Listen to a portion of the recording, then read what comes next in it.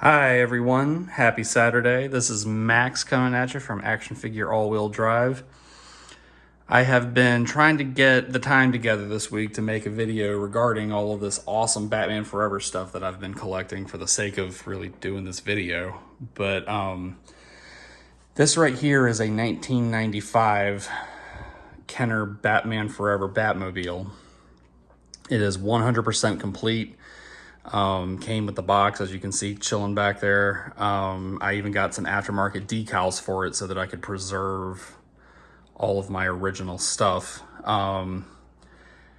It's just such a great Batmobile. On top of that, it's just such a great toy. I had so much fun with this thing when I was a child. I have to say, I think one of my favorite features is that it actually lights up like in the movie. I actually tried to do a mag light bulb LED conversion on this thing, but when I went to hit power on it, nothing happened. So, as you can see, it is quite different than the '89 Batmobile that came before it. This one was actually inspired, well, largely based on a concept done by H.R. Giger, who was responsible for giving us the xenomorph and all of that aesthetic from the movie Alien. And that's really his claim to fame. But he did manage to, I guess Warner Brothers paid him to do a concept of the Batmobile just to, see what he was thinking. And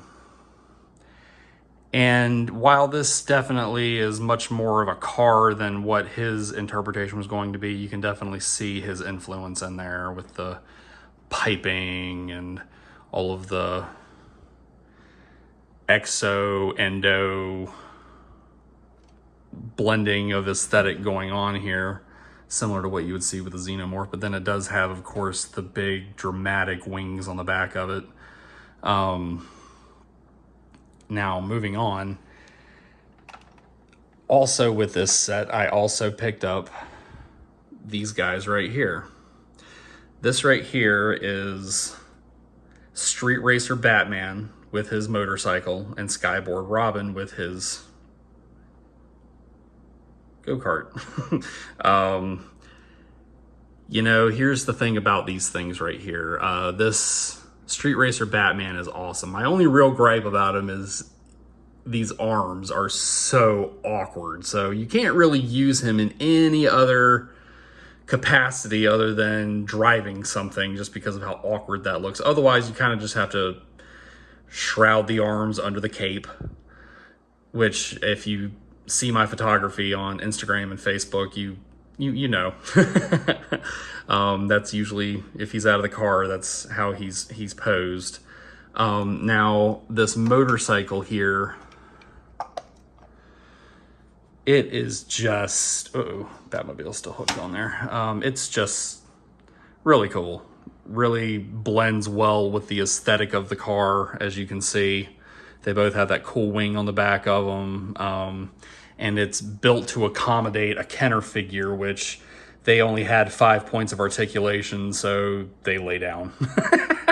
But I decided that this was more Robin's forte, motorcycles. It always has been. As a matter of fact, I can recall the Batman the Animated Series McDonald's toy from '93 had Robin on a little motorcycle. So I tracked down Street Racer Batman, and then I tracked down Skyboard Robin here. Now this motorcycle has these cool missile launchers. It has this fully, you can open the canopy and lay your guy down in there. Sorry for bumping the camera on that, fellas, ladies and gentlemen. Really great little bike. I love it. Now this Robin figure is just dead on. He is movie accurate. He's the only one, I think, that they released with a soft cape. Really just spectacular action figure color-wise. I'm so happy to have that one in my collection. More specifically because he is adaptable enough to where you can lay him down in that motorcycle. It's a little awkward.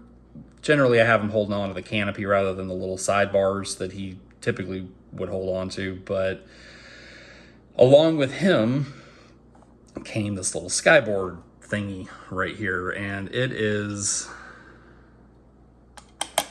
as you can see, just, you know, I think it's like, looks kind of like something you would ride on at an amusement park, or, you know, maybe something you cut the grass with. And look, it's even got little jet things on there. But yeah, this thing is just awful. I mean, it's basically a McDonald's toy. It does fire a little missile, you know, somewhere in there. Oh, there it is. There you go. Yeah, really not impressed with the Skyboard thing. I really think that they should have done Robin with this motorcycle. But then I guess they would have had a hard time selling the actual Robin motorcycle, which, again, I have no interest in owning that just because it's so just, ugh. But I am just pleased as punch to have all of this stuff in my collection, even this little awkward thing right here, so I can show people how silly it is. But it is still a collector's item, regardless of what I think about it. You know, there's probably still a ton of people out there that think that this thing is just the bee's knees. But just this Batmobile, look at her. She's so beautiful. So beautiful.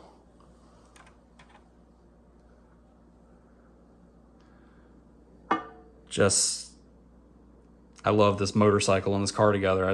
I wish that we would have gotten some kind of maybe a cartoon or some kind of a thereafter of Batman Forever, just because Batman and Robin was so bleh. Oh, it was awful.